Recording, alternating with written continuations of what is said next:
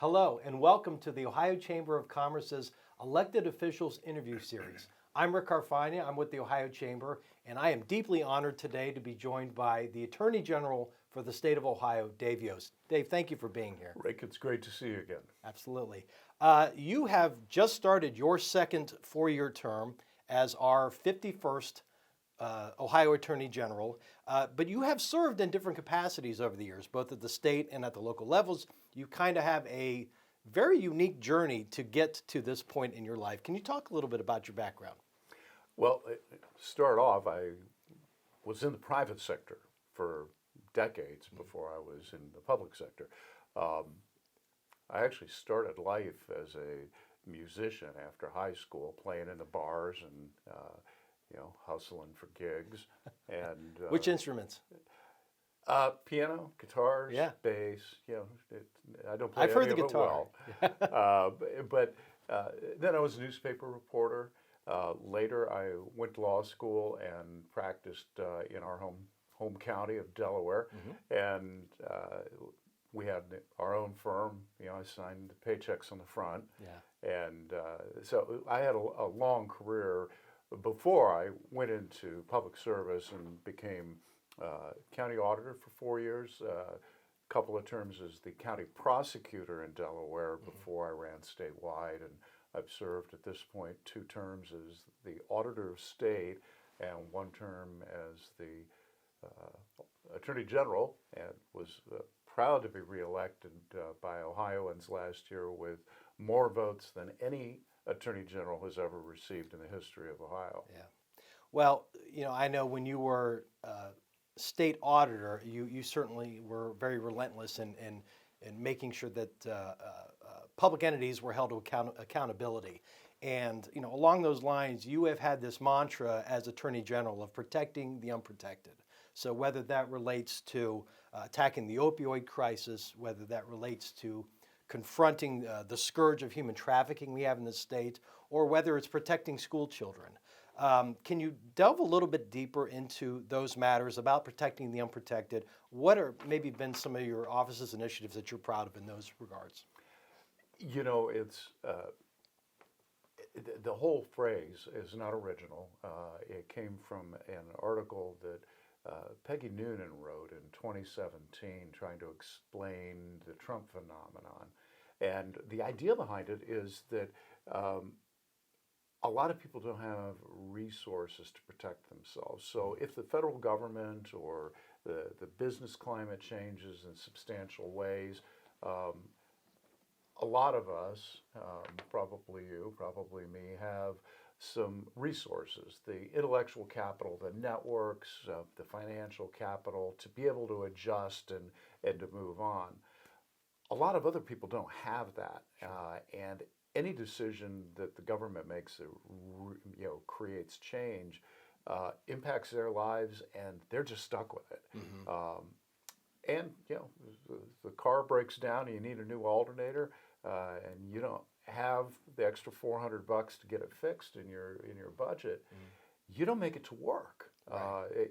So the unprotected isn't just a synonym for people who are socioeconomically disadvantaged, but it really talks more broadly to people who receive the impacts of society without the ability to adapt easily. Yeah.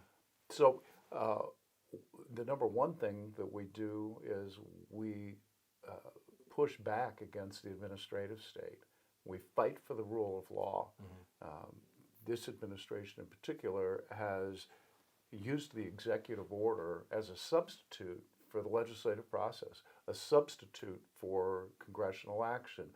I know you served for a while in the state legislature representing part of Delaware County, and you know what that process looks like. It's not one person making a decision saying, this would be cool, let's write a rule. Sure.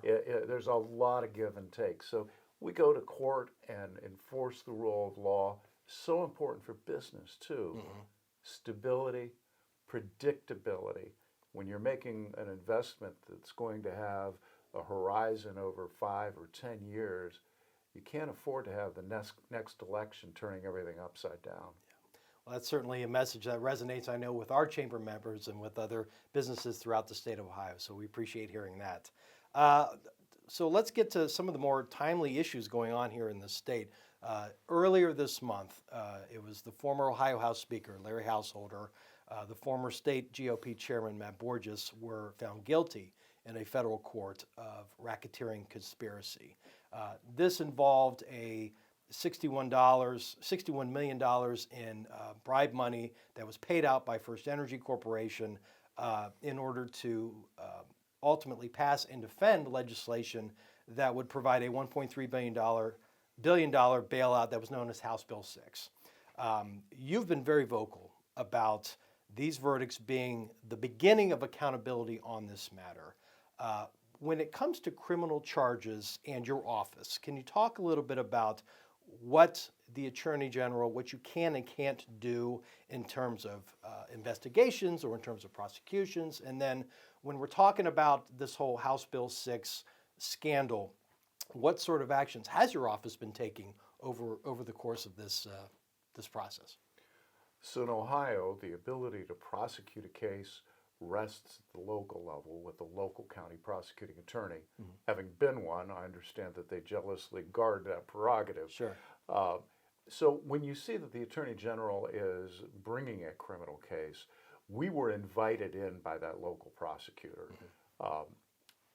And in this case, we haven't been invited in, and so we only have the civil side of the house. Now, Ohio does have a civil racketeering statute, mm-hmm. and we brought a lawsuit in 2020 to hold the people accountable at First Energy and sure. the politicians and folks that were involved with that enterprise. And I'm very proud of the work that we did. The subsidy was ended. That $1.3 billion didn't go out of ratepayers' pockets. It was never collected. Right. That's good for business, frankly. Yeah. And we also prevented a kind of guaranteed profit provision called decoupling from coming into effect. That's because of Dave Yost's lawsuit. Now that's still out there. It was on and that was hold. prior, and it's important to say that was prior to the legislature acting to revoke those provisions. We got there right on the deadline before January of 2021 when those provisions were going to take effect. The legislature acted months later, so it would not have been enough. I'm proud of our team for getting in there and doing that. That lawsuit's still going on, though. There's a bunch of people that didn't get indicted by the federal government, and including the people that paid the bribes. Mm-hmm. That bothers me because public corruption doesn't happen without somebody putting money into the system to fund it.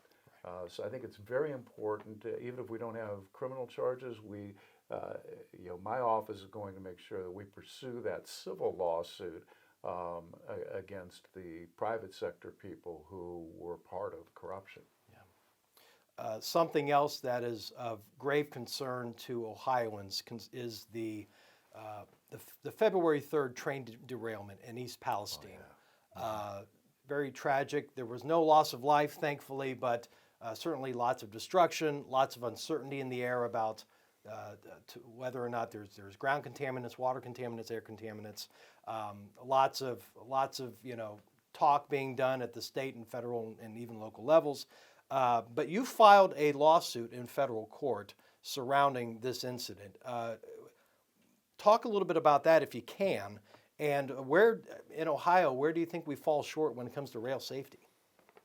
So to start with, I want to give credit to Norfolk and Southern. They've been engaged with my office early on, and while we do have a lawsuit and we need to go through that process, we're communicating, and they have indicated that they want to make it right. They understand this is on them. Sure. And I appreciate that. The lawsuit is to make sure they keep their promises.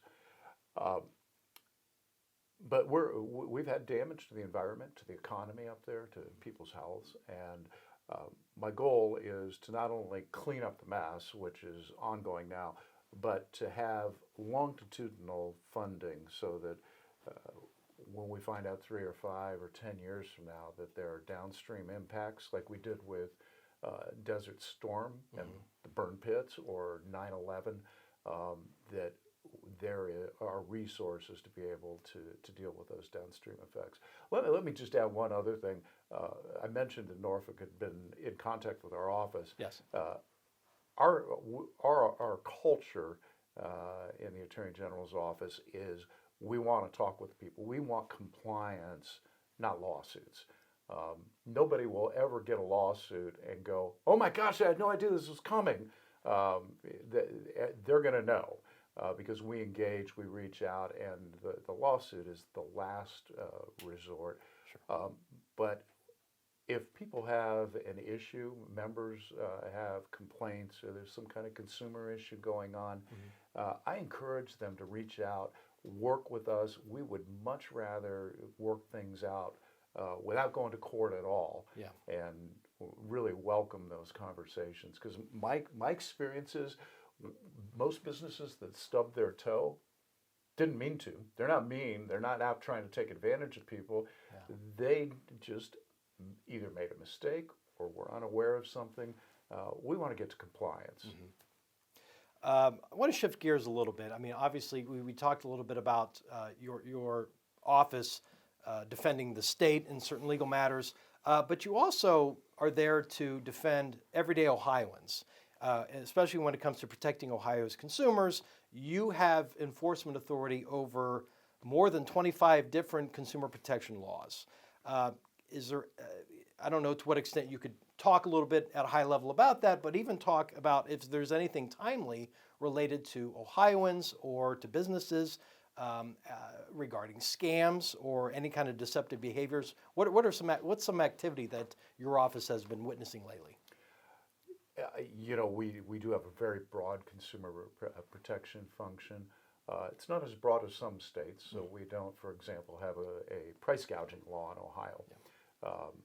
But we do have the Consumer Sales Practices Act. We have the Telephone Solicitation Sales Act and other things. A good example of an area where we're enforcing the law is the recent litigation about Dollar General.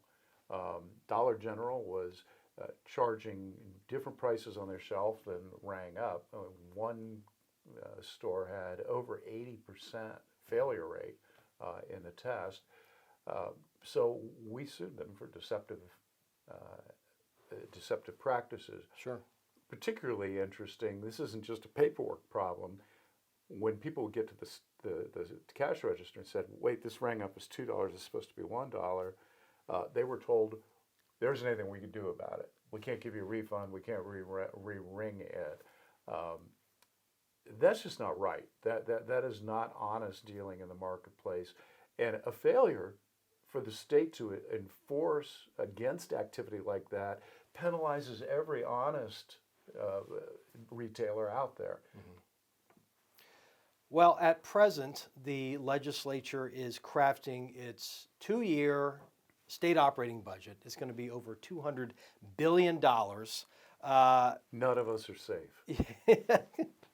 There are specific goals that your office has over this 2-year Ohio General Assembly, whether you need the financial resources to accomplish those goals, whether you need changes in statute to accomplish those goals.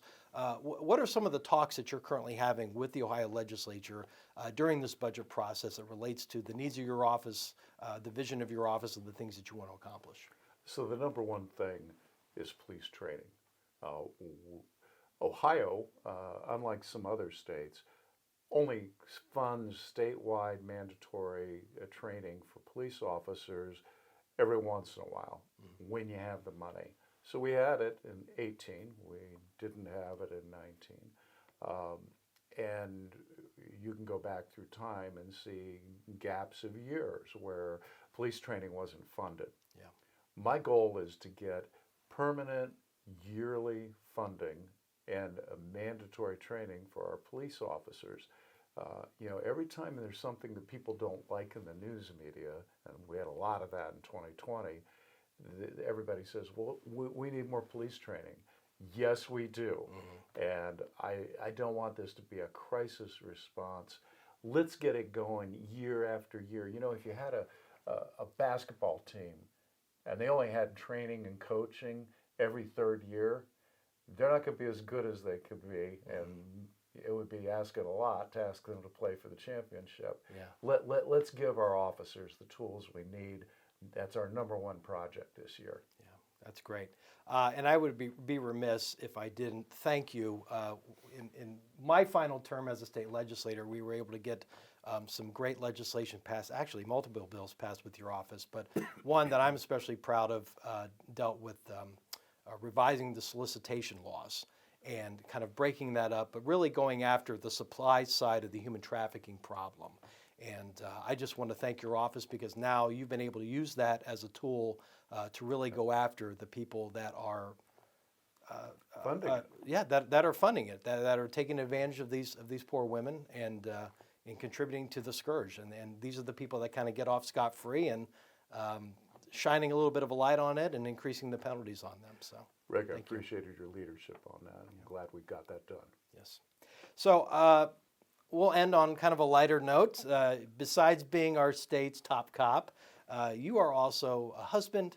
You are a father of 3. You are a grandfather of, I believe, 4. That's correct. 4. As you mentioned, you're a musician. You are around stressful situations all day long, dealing with all sorts of societal problems in Ohio. When you get home, when you get away from the office, what do you like to do outside of work to unwind? Well, I like to play music. I like to grill. I enjoy hiking and kayaking. Yeah. But I'll tell you, you're talking about stress. The most important thing in my life is my faith. And every morning after I have coffee with Darlene and reconnect at the beginning of the day, I take time for some quiet time to read, to pray, to meditate, and journal. And I do that every day. I find that starting the day that way allows me to calm myself and all the inputs that come rushing at me like a fire hose, and remember what's important: family, service. Well, that's great. Attorney General Dave Yost, I want to thank you for your time joining us today, answering a lot of questions and giving some really good information to the public and to the Chamber members throughout our statewide business community.